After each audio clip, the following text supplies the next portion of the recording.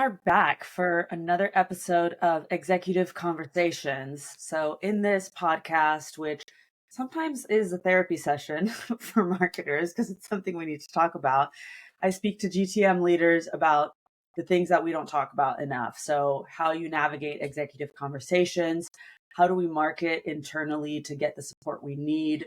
How do we get buy in for longer term brand-based motions rather than just performance and lead generating? And how do we use data to tell this narrative that we want to tell? So today I'm really excited to have Ran Yosef, who is VP of Marketing at Glassix, to come and share his experience with me. So hey Ran, how's it going? Hey, I'm doing great. Thanks, Maeva. Thanks for having me. Excited to be here.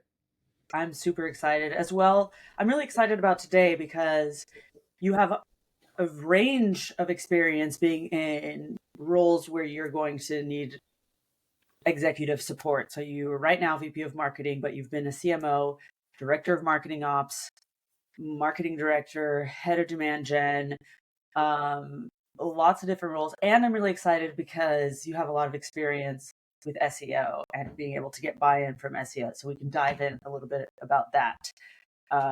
So yeah, why don't you tell me what's it been like, your journey learning? Because marketing is one skill, and it's not the only skill we need to be a successful marketer.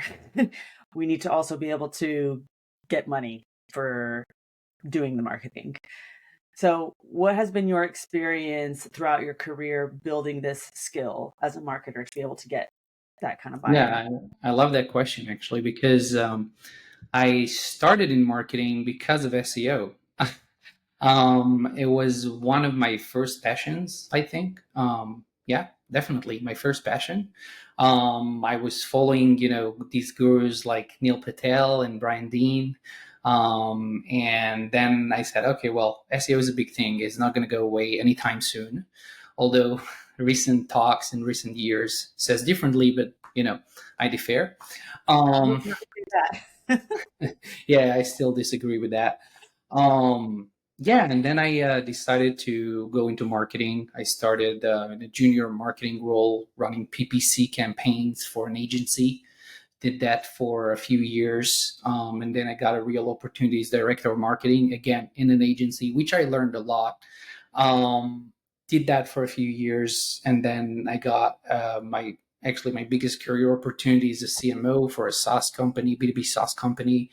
And that was a wild ride. I did that for 2.5 years, which SEO, by the way, was the leading strategy. So taking a brand from, how they say, from zero to hero in a way, was really challenging. And, I can definitely say that SEO was not just a leading strategy. It was the strategy because, when you look at um, and let's touch a little bit about getting the buy-in from executive and the leadership team.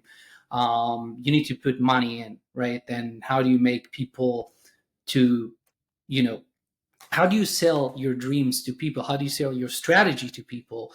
How do you get them to not just nod during the conversation and more say, hey, that's what we need to do? So I think that the very first thing I did is just showing the value, understand what are the important KPIs, what are we looking at? Are we looking to, in this quarter, we're looking to generate more MQLs or SQLs? Are we looking to hit revenue goals for the year? Are we looking to, is it all together? I mean, each and every organization eventually has the same KPI, right? But on the bottom line, you also need to understand who are you dealing with, what type of executive teams you're dealing with. And this is a very big change I've did as a person. Putting business acumen aside, putting my marketing skills aside, I think that the very first thing, and the biggest change that I did is actually understand who am I dealing with. And there are a lot of different types. I worked in 6 different SaaS companies, small, big ones, medium sized.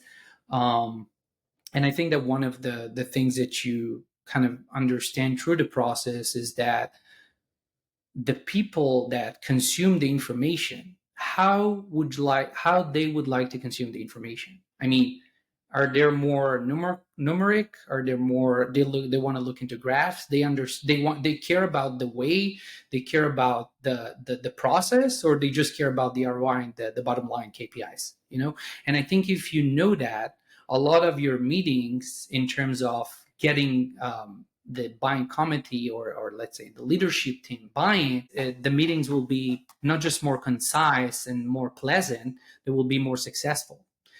And, being a CMO taught me that, but I think that in my previous gig as a director of marketing ops, there was like 80, I wouldn't exaggerate, say 80% of my job was evaluating tech, getting the executive leadership buy-in, and align with the dimension and align with the other marketing and the sales teams budgets and visions. And I think that was very challenging and also very rewarding, I'll have to say. And when you look at evaluating new tech stack, when you look at evaluating and get buy-in for that, I think that one of the best thing is, as I said earlier, is to understand who you are confronting, who are the people, how they like to consume the information. And the second thing is, what do you bring to the table? What is the value that this new tech is going to bring in? How are you going to make people around you or the people within your team, their life easier, their job easier? And that's quite obvious, right? But then what does leadership care, right? So leadership care about a few things that are obviously bottom line KPIs and the ROI and the CAC payback time, which is a massive KPI if you ask me. But the other thing is the lifetime value. And I know our listeners probably heard that, multiple times, LTV, CAC payback time, but no one really knows what it means, or they know what it means, but it does serves different purposes in different organizations. Here's what I mean.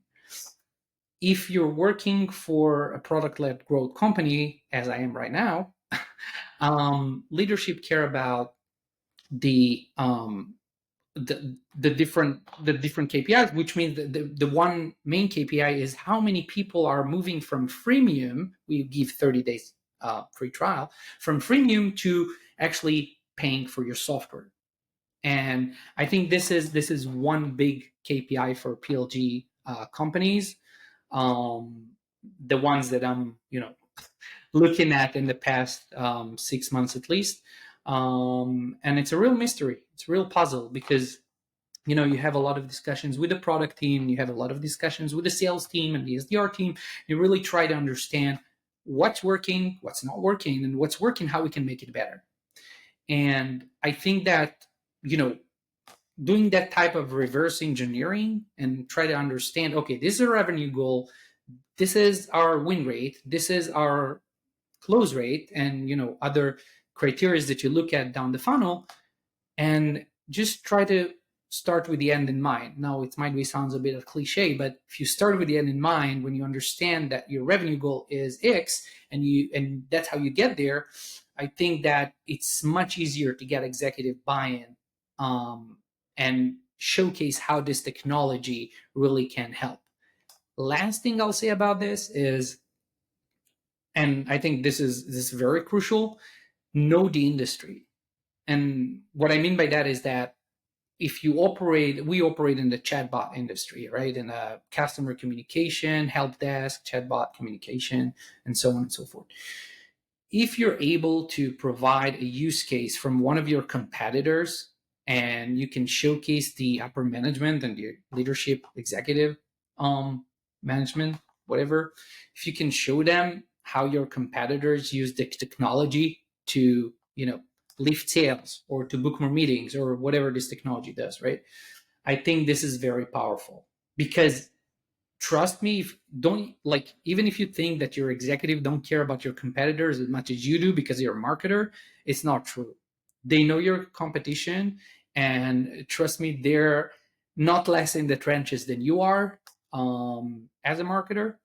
And I think that providing that one or even industry related use case, or something that really show how this technology that you try to bring in is resolving the exact pain point that you guys are having in your organization is very powerful. So there you have it. You have 3 key points on how you get executive leadership buy-in. Thanks. Let's apply these points to like your specific experience. I know you mentioned, for example, you had to align with the sales team, like you guys were sharing a budget. And so did you have to come up with it together to then tell the CEO how you were going to spend the budget? Yeah, Is that I actually have a beautiful example about that. So in my previous gig, we had the SDR team and the sales team were one team, and then there was the marketing team. I really wanted to bring in Chili Piper, which is a meeting scheduling tool, which I believe 99% of our listeners knows. We had I wouldn't say a leaking funnel, but we had an issue that people were requesting demos. Some were booked, some were not booked, some were missed. And I looked in the funnel and I really wanted to fix that together with the person who was in charge of demand gen at that time. I was in charge of marketing ops. So one of the things I said, okay, this is going to save us a lot because obviously, if our ratio is not that well, if we look at from a demo to a meeting ratio, and we want to improve that, why not putting an automated process, ditch the human element of SDRs reaching out, and then kind of see how it goes. And beautifully enough, using tools like Chili Piper, not that I'm trying to sell the tool, it's a great tool, but depends on the organization you're working for. The thing was that the ROI was immediate. I mean, they request a demo, they get the chance to schedule the meeting immediately online, and we're just removing one step from the funnel. And it works brilliantly.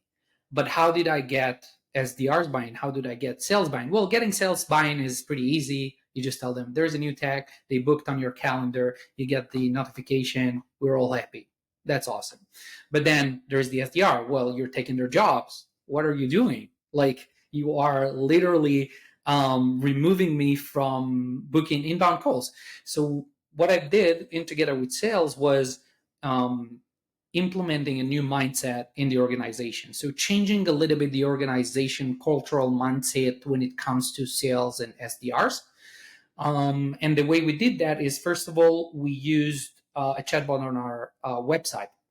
So instead of using the chatbot, we kind of diverted the chatbot to become a live chat. So anyone who went to the chat was immediately being assigned to an SDR, and the SDR were able to immediately talk to them, and they were booking the call. So that's one way we kind of try to do this workaround for them.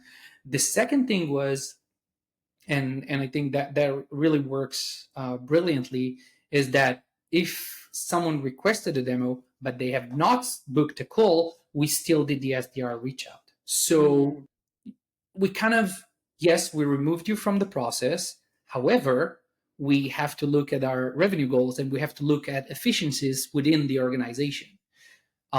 So we have not yet completely removed you from the funnel. We just tweak the funnel in order to make sure that everything is more efficient. Then I worked together with the director of sales at that time and with the CFO at the time to kind of align on their new bonuses model. So we bonused them much more for, booking an outbound call or booking a call from a live chat. And then the compensation went well hand in hand with the changes that we've implemented. Did the SDR team work under marketing?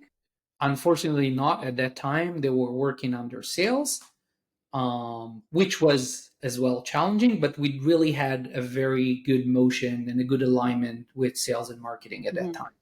Okay.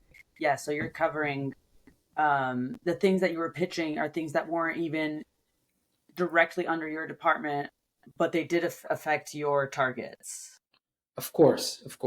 Because eventually we're looking at companies' quarterly revenue target. We're looking at sales target. We're looking at meeting books target. These are all sales targets. you can say their marketing target as well, but these are mainly sales target, right?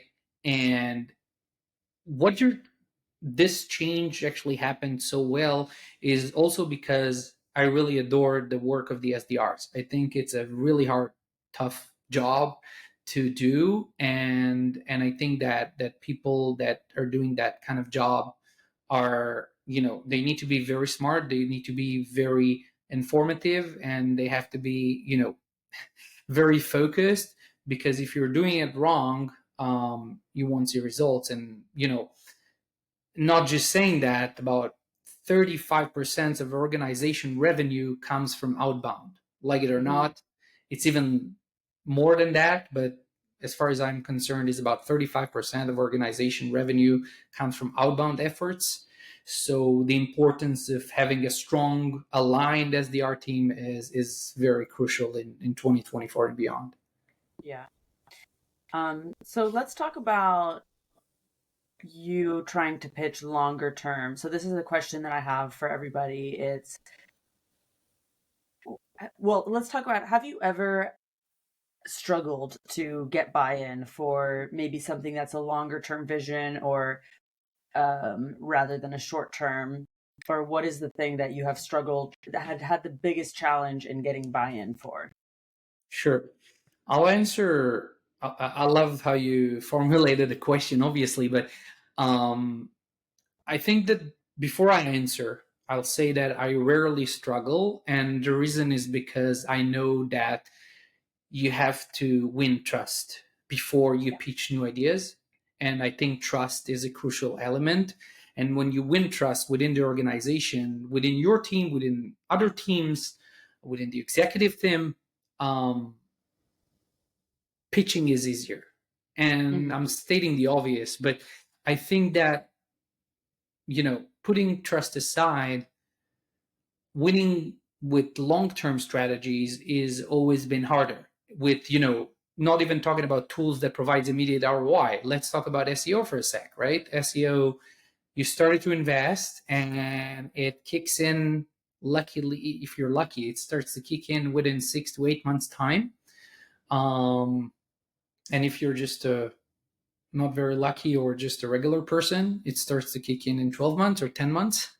Um, but the thing is, how do you pitch that? So I think that the first thing that you do is that you draw. I like to draw things, not manually, as you know, not hand drawing, but I like to show graphs, and I like to show predictions, and I like to show assumptions and hypotheses. And the very first thing that I'll do is to to to make a chart pie, and within this pie, I'll show that SEO and organic leads, or let's even call them customers that arrive from organic sources, should be around 30% of the pie. And the reason is, of course, we cannot influence on it. We don't have the ability, like paid campaign, to send people to a specific page and so on and so forth. But we do have the ability to invest heavily in SEO, to create the right content, to invest in link collaboration, and to invest in other tactics that we probably won't get into today. But the idea is that you picture that to the executive team, and you explain that 30% of the pie is organic traffic and how we're going to get there. But why is it 30%? Why it's so important to you? Why it shouldn't be 10 or 20%? The reason is, and that's something that I've been experimenting in the past decade, is that the lifetime value of organic source traffic customers is way higher than any other traffic source. The second thing is the churn rate. The churn rate for organic traffic source customers is less than 1% at every organization that I work for. Now, when you picture that, when you showcase these two very valuable metrics, and you say, this is what I know, this is based on real data, based on 3, 4, 5 organizations I've worked for, it's just the way it is. No one can argue with you. It's interesting that you've seen that same data, like the churn rate and the LTV at all the organizations. Were they quite similar Yeah, they organizations? weren't the exact, of course, numbers, but they were very similar numbers. Yes, because if you take in charge of SEO, if you own SEO, not solely owning, but if you own SEO to that level that you know and you picture yourself where you want to be in 6 months' time or 8 months' time, in a year time, and you take the long ride, I think it's easier because Mm-hmm. you have to, people think that SEO is like creating great content and getting a great page speed optimization and getting great backlinks and blah blah blah. But it's more to that. You have to be strategic about SEO. You need to know why you have that blog post on your blog. What are you trying to Mm-hmm. do? I'm looking at, and this is very common in a lot of B2B websites, right? You go on a website, you see they have like 1,500, 2,000 pieces of blogs, and about 90% don't even rank, and about 95% don't even get traffic. So, And then there's the other 90% that are totally irrelevant. exactly. Uh, so, with that in mind, you say, well, I'm going to create this piece of content and it's going to be aimed into that persona, and but how I'm going to rank for it. And then there's the backlink element, and then there's the on-page optimization element, and there are other elements that people, it's either get neglected or just don't know how to do, right? um but I want to get down on persona because I think it's super crucial, and I think that not a lot of B2B companies are honing in on their personas, not talking about you and your team creating this beautiful Excel chart or whatever HubSpot persona or whatever it is, and know exactly their ages and their geographical location and all that stuff, right? I'm talking about where your personas hang out, right? So, and again, in one organization, LinkedIn was the leading platform for us. We saw the highest ROI. Nowadays, I'm not shy to tell you that Meta, Instagram and Facebook is doing just wonders for us in terms of lead gen and ROI and all that.